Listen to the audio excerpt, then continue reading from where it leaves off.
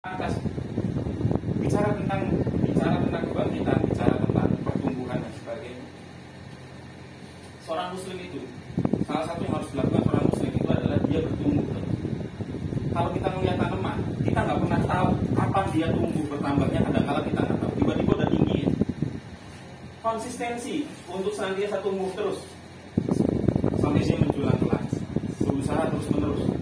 Yang ketiga adalah ukulaha kullahin bi'izni rabbika. Yaitu yang ketiga, yang pertama tadi as-suhat sabitun, yang kedua wafa'uha fis sama. Ini memberi kemanfaatan ketika bicara wafa'uha fis sama, itu memberi senantiasa seorang muslim terus memberi kebaikan kepada sekitarnya. Kenapa? Karena ketika pohon itu tinggi, rindang, tajuknya lebat, maka dia pasti akan memberikan kebaikan. Satu, oksigen, keteduhan, bisa untuk berteduh, rambutnya juga bisa digunakan. Yang ketiga adalah ukulaha, memberikan buahnya. Buah itu dalam bahasa Arab sebenarnya artinya buah dalam bahasa Arab itu biasanya sebenarnya menggunakan kata fawakih kalau jamak lebih dari satu. Kalau satu biasanya menggunakan kata fakihah. Tapi Allah SWT menggunakan ukulaha. Jadi kata akala, akar katanya. Akala yakulu itu makan. Jadi yang diminta oleh Allah ketika kita bicara tentang keimanan itu bukan sekedar memberi buah, tetapi memberi sesuatu yang benar-benar bermanfaat bagi siapa? Bagi sekeliling. Dan penuh dengan kesopanan ngasihnya. Kalau untuk ukulaha itu seperti ini. Kalau misalkan buah mangga, kalau kita ngasih mangga kan bisa saja dengan dilempar gitu.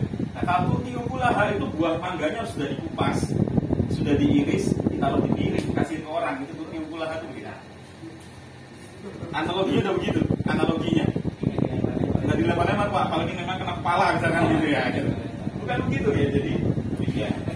Ukulaha kullahin bi'izni rabbika wa yadribuhu amsal linnasi la'allahum yatadzakkarun. Kenapa kemudian Allah membuat pemisalan ini bagi manusia la'allahum yatadzakkarun, agar kalian kemudian berpikir. Wa masalu kalimatin qabisatin kasyajaratin qabisatin, sedangkan kalimat yang buruk, kekufuran, kemaksiatan dan sebagainya itu seperti tanaman yang buruk. Malaha min qarqi, tanaman yang sudah mati kemudian tidak hidup dengan baik. Itu yang bisa disampaikan untuk hari ini. Ya, bagaimana cara menjawab pertanyaan akidah ini secara benar? Nah, itu akan kita ikuti di akhir materi akidah Islamiyah yang kita ikuti pekan depan. Demikian Kang Ali yang bisa sampaikan, nanti bisa dilanjutkan di sesi ngobrol-ngobrol.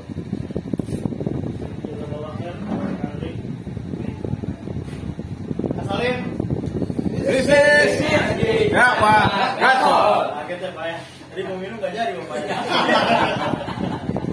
Sekali lagi ya Pak ya. Salim. Bisnis. Ya Pak. Gasol. Takbir. Iya itu lagi. Takbir. Allah. Alhamdulillah mulai alamin. Kita masuk ke sesi tanya jawab ya Kang. Ya, mana? Maksimal 2 pertanyaan.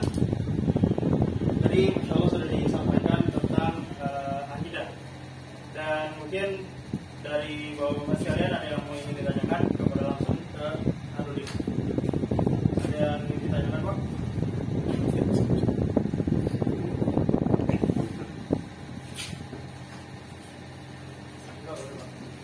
Kayaknya saya bukan. Assalamualaikum warahmatullahi wabarakatuh. Waalaikumsalam. Kalau ada yang belum kenal, nama saya Herman dari Jakarta. Mudah-mudahan nggak bosan ya. Saya dapat surat ya. Saya nggak bertanya, hanya ingin menambahkan. Bapak kalau boleh bertanya. Ya. Bukan ingin mengganti, bukan ya, menambah. Biasanya kalau kita berdakwah itu biasanya kita menyampaikan.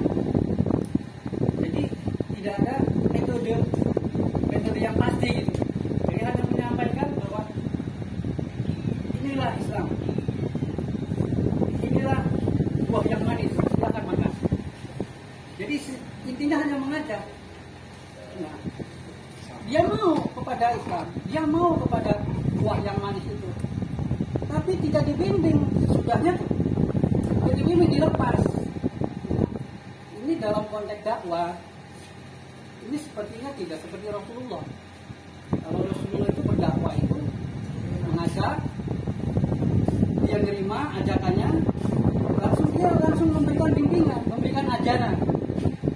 Islam itu begini, kalau dia sudah patuh maka diberi perintah sholat, zakat, segala macam.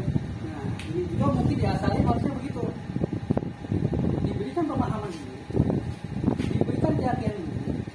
Kalau dia sudah tertarik dan itu baru dibimbing.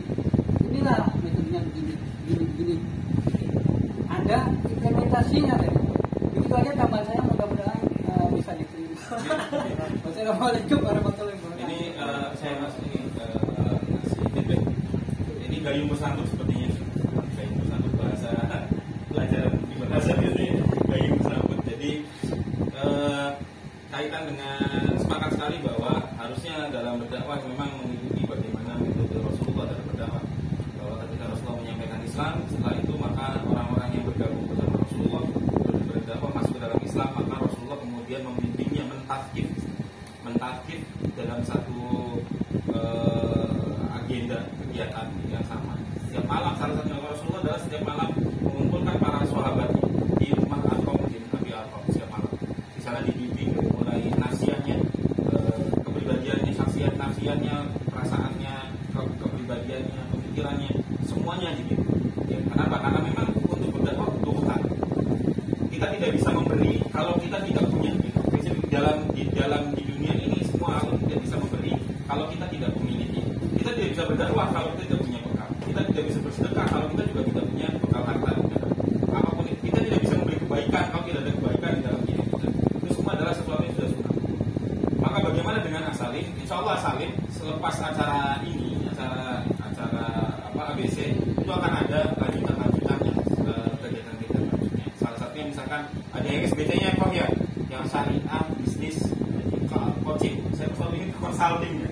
Kami itu benar maksudnya coaching. Jadi ada SBC syariah bisnis coaching. Jadi kalau ini kan akidahnya, setelah akidahnya masuk ke syariah. Jadi memang ada tahapannya. Ini namanya belajar memang harus bertahap. Pembelajaran, pembinaan juga harus bertahap. Kita masuk dulu akidah, setelah akidah kita baru masuk ke syariah bisnis coachingnya. Nanti akan selesai dulu yang ininya, selesai dulu baru nanti syariah bisnis coachingnya. Nanti ada saya kurang tahu rinciannya nanti dari Koacom yang paling paham urutan-urutannya nanti ada di sana. Jadi sudah sekedar selesai 13-14 pertemuan, habis itu sudah terserah nanti ada bagi yang mau, kita nggak paksa untuk ikut lanjutannya sebagainya. Dan nggak ada biaya. Kan biasanya kalau coaching kan gitu, seminar coaching gitu ya, ternyata preview bagi yang ikut harus bayar sekian juta, nggak ada itu. Nanti ada SBC syariah bisnis coachingnya. Jadi akidah nanti lanjut ke syariah. Kita kalau yang ini memang kita belum masuk ke yang praktis-praktisnya. Nanti yang praktis-praktisnya di SBC, di syariah bisnis coaching. Mungkin analis.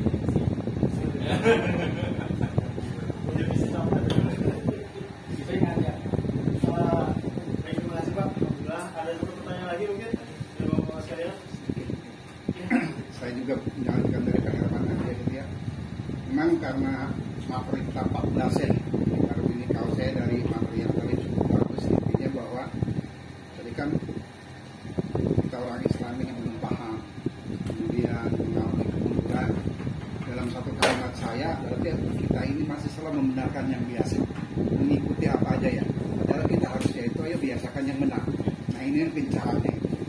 Terus dalam actionnya kita selalu berpikir bagaimana nanti gitu ya, bukan nanti bagaimana. Nah harusnya itu jadi mungkin mudah-mudahan di materi ketiga kesini ada jawaban, tapi dengan ada contoh-contoh yang konkret lah. Barangkali sekedar saling sharing. Jadi memang materinya dibikin bertahap, benar-benar bertahap. Ya memang butuh kesabaran, komitmen dan konsistensi di dalam. Pengennya sih loncat sehari langsung dapat. Ya, sudah disiapkannya demikian materinya. Yang nyusun materi bukan saya Pak, saya hanya bagian menyampaikan saja dari Ustaz Yuli Condro seperti itu yang nyusun jawab seperti Condro, sehingga ya kami juga ikut apa namanya, ya ikut ini dulu sebelum mengisikan ikut dulu. Ya, sama Tapi bagus ya, kalau materi cukup. 14 pertemuan juga sama. Kalau bisa dirangkum jadi 5 pertemuan Bisa. Sudah dari sananya mintanya begitu.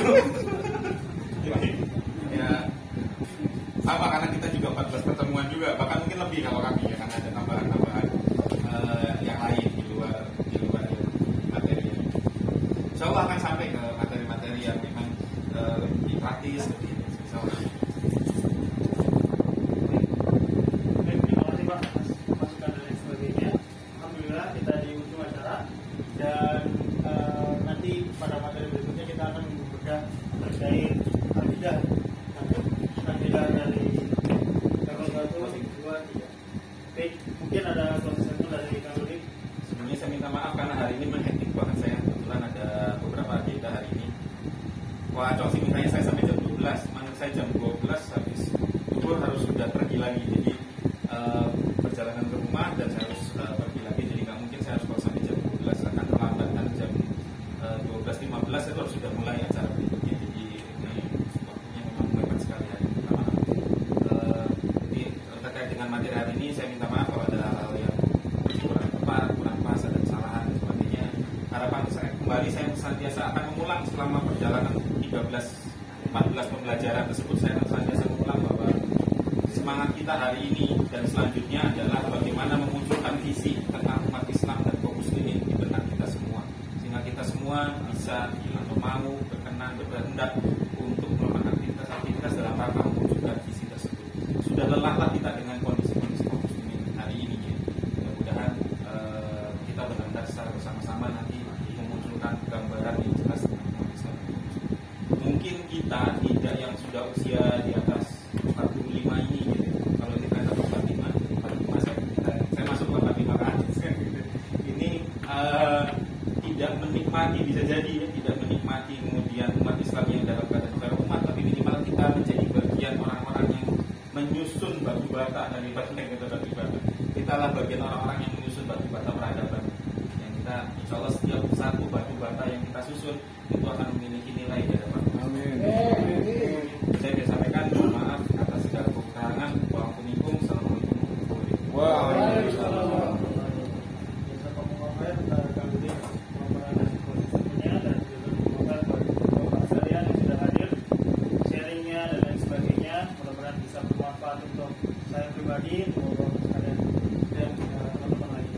Dan alhamdulillah kita udah di ujung acara. Kita akhiri dengan istighfar yang banyak dan mengucapkan alhamdulillah. Saya izin untuk merimain bahwasanya nanti di pekan depan kita akan membahas tentang akidah level 1. Nah, akidah level 1 sampai level 3. Akidah level 1, 2, dan 3. Nah, kalau misalkan Bapak minggu depan itu nggak bisa hadir, nanti bisa komunikasikan aja ke bagian tim. Nanti akan dibuatkan kelas susulan supaya pas